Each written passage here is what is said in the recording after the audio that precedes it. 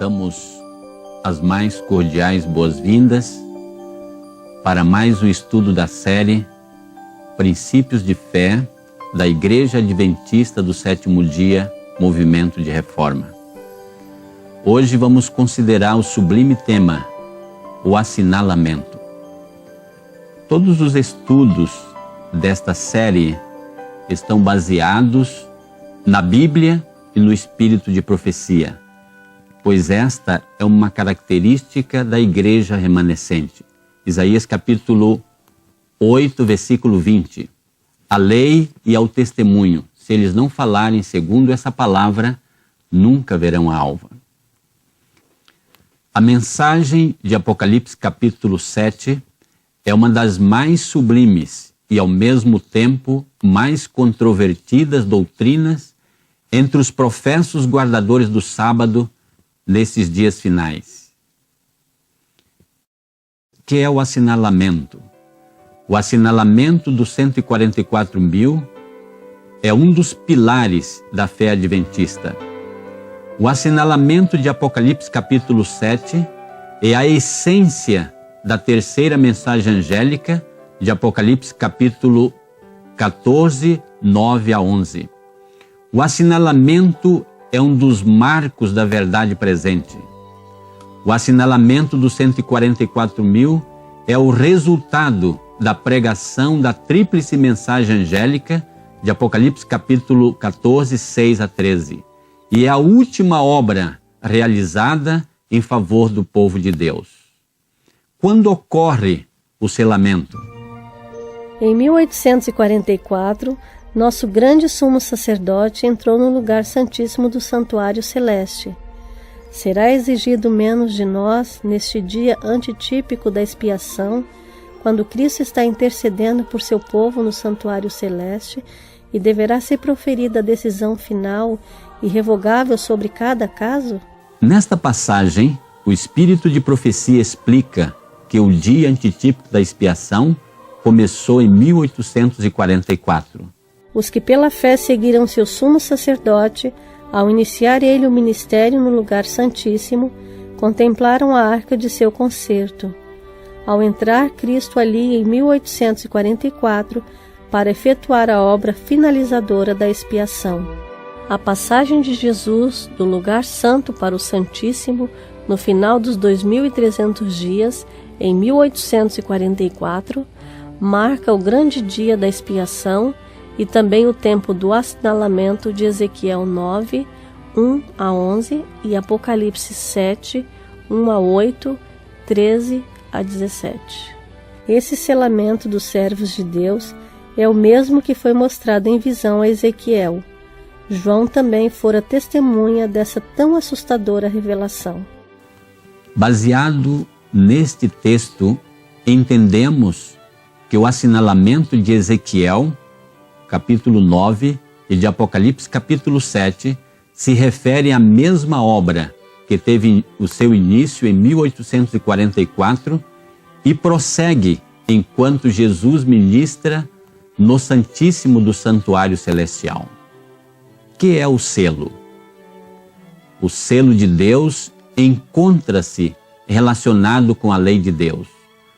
O selo de Deus é parte de sua lei que contém o seu nome ou o título descritivo, mostrando quem é ele, a extensão do seu domínio e o seu direito de governar. Podemos encontrar na lei de Deus o seu nome, o seu cargo e o território sobre o qual ele domina. Todos esses atributos são encontrados num único mandamento, o sábado, o quarto mandamento da santa lei de Deus. Somente esse mandamento revela sua identidade e sua relação para conosco como nosso Criador. Notemos. Em 6 dias fez o Senhor o céu e a terra, e o mar, e tudo que nele há. Êxodo 20, 8 a 11.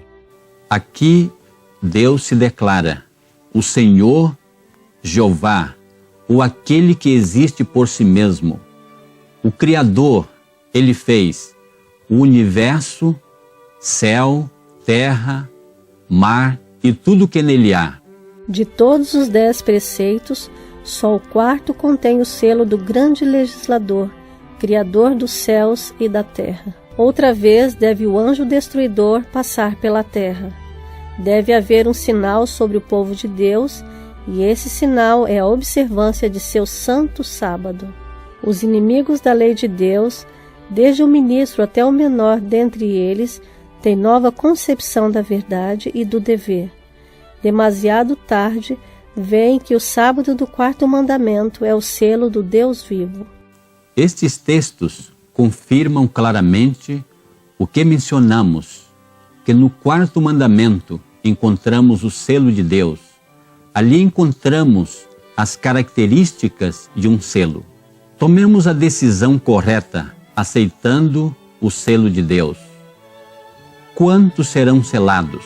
E ouviu o número dos assinalados, e eram 144.000 assinalados, de todas as tribos dos filhos de Israel. Apocalipse 7, 4. E olhei, e eis que estava o Cordeiro sobre o monte Sião, e com ele 144.000, que em suas testas tinham escrito o nome de seu pai. Apocalipse 14, 1. O apóstolo ouviu e viu o número dos assinalados. Vi anjos indo rapidamente de um lado para o outro no céu. Um anjo com um tinteiro de escrivão ao lado voltou da terra e informou a Jesus que sua obra estava feita e os santos estavam numerados e selados. Como numerar algo indefinido? O texto é claro em afirmar que estavam numerados e selados. Todos os casos foram decididos para a vida ou para a morte. Cristo fez a expiação por seu povo e apagou seus pecados. O número dos súditos completou-se. Número completou-se. Como se completa algo que não tem um limite indefinido? Temos aqui outra prova de que existe um número definido que se completará. Os santos vivos, em número de 144.000, reconheceram e entenderam a voz, ao passo que os ímpios julgaram fosse um trovão ou terremoto. Ao declarar Deus a hora, verteu sobre nós o Espírito Santo, e nosso rosto brilhou com o esplendor da glória de Deus, como aconteceu com Moisés, na descida do monte Sinai. Os 144.000 estavam todos selados e perfeitamente unidos. Após a ressurreição parcial, o número completo dos vivos, por ocasião da segunda vinda de Cristo, será de 144.000. Farão parte dos 144.000 os que morreram fiéis sob a tríplice mensagem angélica a partir de 1844? E ouvi uma voz do céu que me dizia: escreve, bem-aventurados os mortos que desde agora morrem no Senhor. Sim, diz o Espírito, para que descansem dos seus trabalhos e as suas obras os seguem. Apocalipse 14, 13. Abrem-se sepulturas, e muitos dos que dormem no pó da terra ressuscitarão, uns para a vida eterna, e outros para a vergonha e desprezo eterno. Daniel 12, 2. Todos os que morreram na fé da mensagem do terceiro anjo saem do túmulo glorificados para ouvirem um concerto de paz estabelecido por Deus com os que guardaram a sua lei, os mesmos que o traspassaram, os que zombaram e escarneceram da agonia de Cristo, e os mais acérrimos inimigos de sua verdade e povo ressuscitam para contemplá-lo em sua glória e ver a honra conferida aos fiéis e obedientes. Estes textos esclarecem que os que morreram firmes na prática da tríplice mensagem angélica ressuscitarão antes da segunda vinda de Cristo, no começo da 7ª praga, completando assim o número dos 144.000. Mal sei o que dizer-vos. A notícia do falecimento de sua esposa foi-me acabrunhante. Foi-me difícil crer nela, e agora mal o admito. Deus me deu uma visão na noite do último sábado, a qual passo a relatar. Vi que ela fora selada, e se levantará a voz de Deus, e se porá de pé sobre a terra, e estará com os 144.000. Encontramos aqui uma evidência clara de que os que morreram fiéis à tríplice mensagem angélica integram os 144.000. A compreensão de que os que morreram fiéis integram os 144.000 era o ensino dos pioneiros adventistas. Vamos citar alguns deles. James White. Os que morreram sob a mensagem do terceiro anjo são uma parte dos 144.000, e não há 144.000 em acréscimo a estes, mas estes ajudam a formar aquele número. São ressuscitados para a vida imortal pouco antes de Cristo vir e são trasladados para a imortalidade quando Cristo aparecer. Uriah Smith. Os que morreram depois de se ter identificado com a mensagem do terceiro anjo são evidentemente contados como uma parte dos 144.000, porque esta mensagem é a mesma que a do assinalamento de Apocalipse capítulo 7. E por essa mensagem só foram selados 144.000. Mas há muitos que tiveram toda a sua experiência religiosa sobre esta mensagem, mas caíram na morte, morreram no Senhor, por isso são contados como selados. Porque serão salvos, mas a mensagem resulta no assinalamento só de 144.000. Portanto, estes têm de ser incluídos neste número. Sendo ressuscitados na ressurreição parcial de Daniel 12:2, Apocalipse capítulo 1, versículo 7, que ocorre quando a voz de Deus é proferida do templo no início da 7ª e última praga. Embora tenham passado pela sepultura, pode finalmente dizer-se deles que dentre os homens foram comprados. Apocalipse capítulo 14, versículo 4. Isto é, dentre os vivos, porque a vinda de Cristo os encontra entre os vivos, aguardando a mudança na imortalidade, com os que não morreram e como se eles próprios nunca tivessem morrido. As profecias de Apocalipse, página 302. A fidelidade ao Senhor e sua verdade é uma das características fundamentais dos assinalados. Mesmo vivendo no meio de uma geração infiel e corrompida, esse grupo se mantém, pela graça de Cristo, leal nos mínimos aspectos da vida cristã. O remanescente de Israel não cometerá iniquidade, nem proferirá mentira, e na sua boca não se achará língua enganosa. Sofonias capítulo 3, versículo 13. Os que vencem o mundo, a carne e o diabo, serão os agraciados que receberão o selo do Deus vivo. Como filhos obedientes, sede vós também santos em toda a vossa maneira de viver, porquanto está escrito: sede santos, porque eu sou santo. 1 Pedro 3, 13 a 16. Estes textos evidenciam que os que foram assinalados preencheram as condições estabelecidas por Deus, venceram o mundo, a carne e o diabo, permanecendo fiéis a Deus em todos os aspectos da vida cristã. Um solene apelo. Porque se a palavra falada pelos anjos permaneceu firme, e toda transgressão e desobediência recebeu a justa retribuição, como escaparemos nós, se não atentarmos para uma tão grande salvação, a qual, começando a ser anunciada pelo Senhor, foi-nos depois confirmada pelos que a ouviram. Hebreus 2, 2 e 3. O que estáis fazendo, irmãos, na grande obra de preparação? Os que se estão unindo com o mundo estão se preparando para receber o sinal da besta. Os que desconfiam do eu, que se humilham diante de Deus e purificam a alma pela obediência à verdade, estão recebendo o molde divino e preparando-se para receber na fronte o selo de Deus. Quando sair o decreto e o selo for aplicado, seu caráter permanecerá puro e sem mácula para toda a eternidade. Agora é o tempo de preparar-nos. O selo de Deus jamais será colocado à testa de um homem ou mulher impuros, colocado à testa de um homem ou mulher cobiçosos ou amantes do mundo. Jamais será colocado à testa de homens ou mulheres de língua falsa ou coração enganoso.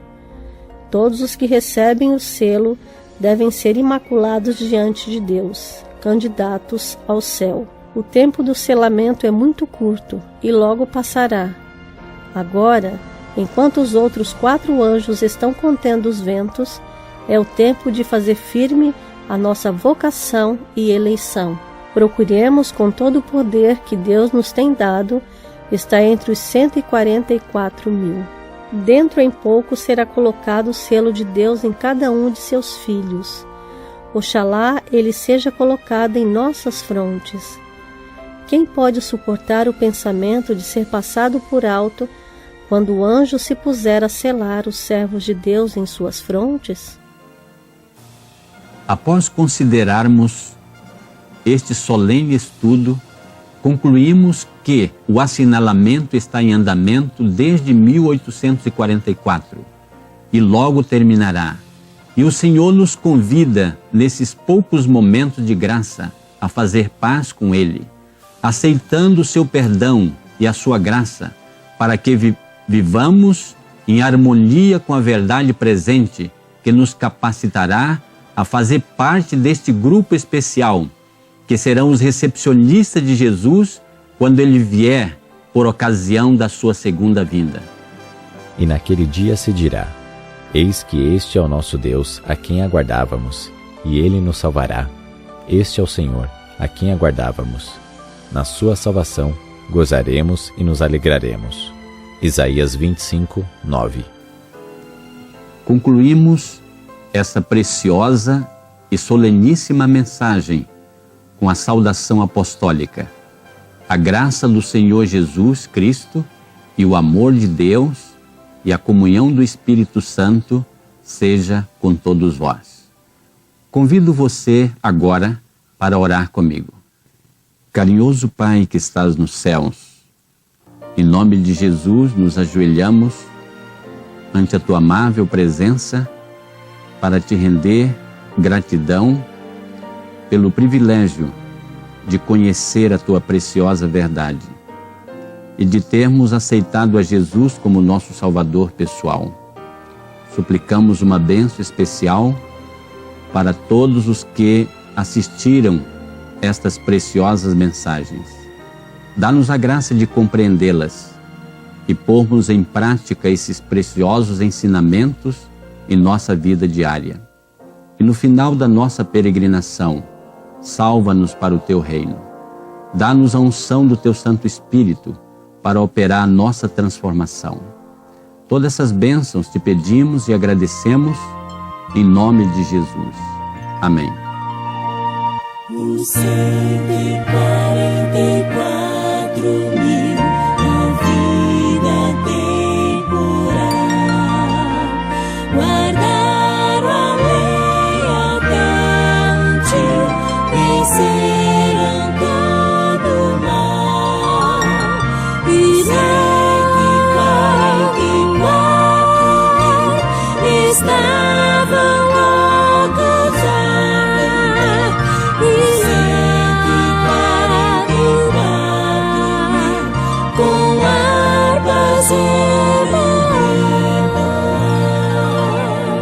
e ao Cordeiro seguirão, suas primícias são, seu belo hino canta.